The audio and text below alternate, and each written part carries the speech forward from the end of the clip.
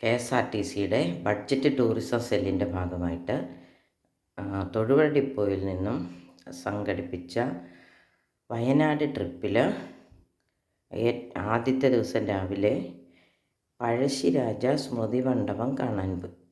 അതിൻ്റെ കുറച്ച് വിശേഷങ്ങളാണ് ഇന്നത്തെ വീഡിയോ.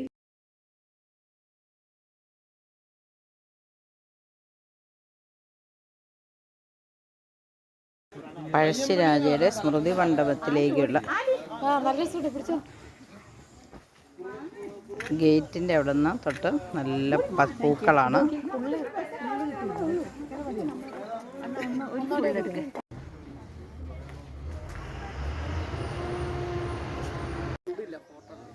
ഇതുണ്ടോ ഒരു മാവ് പൂത്ത് നിൽക്കുന്നു.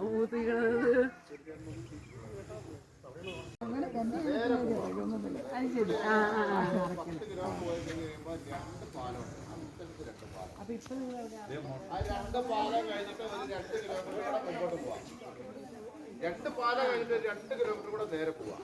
അത് കഴിഞ്ഞിട്ട്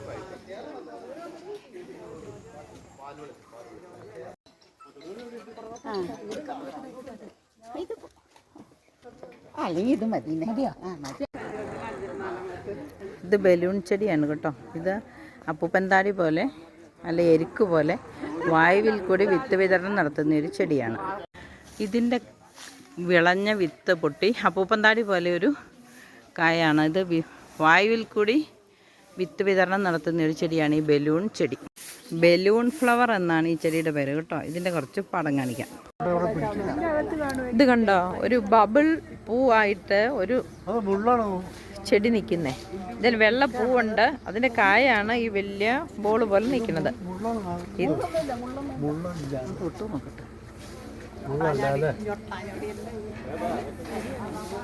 മുള്ളുണ്ട് അതിൻ്റെ. അതെ, വേദനിക്കുമെന്ന് അറിയത്തില്ല. ഇല്ല.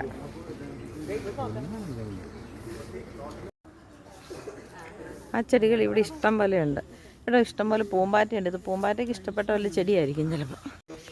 പഴശ്ശിരാജ സമാധിയായ അല്ലെങ്കിൽ വെടിയേറ്റ് മരിച്ച സ്ഥലത്തെ കാഴ്ചകളാണ്, ആ സ്മാരകമാണിത്.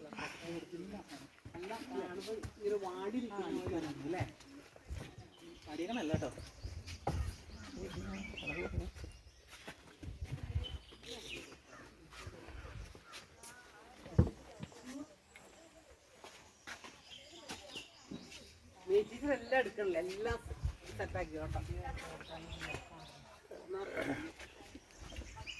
നിങ്ങൾ എടുക്കുവാണെങ്കിൽ എടുക്കുന്നത് അയച്ചു തന്നെ. അത് നമ്മുടെ ഗ്രൂപ്പിൽ ഇടും.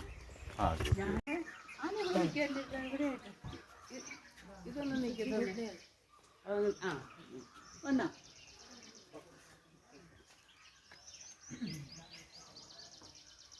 മുള്ളൊന്നുമില്ലല്ലോ കൈ പിടിച്ചാൽ നടത്താം.